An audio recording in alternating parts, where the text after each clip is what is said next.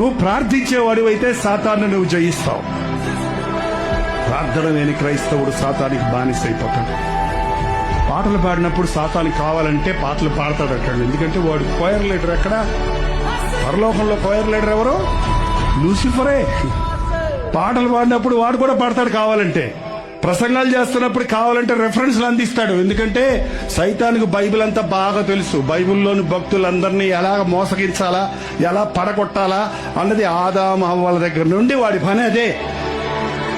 కానీ మోకాళ్ళ మీద ఉన్న క్రైస్తవుని చూస్తే మాత్రం వాడికి చేత కాదు.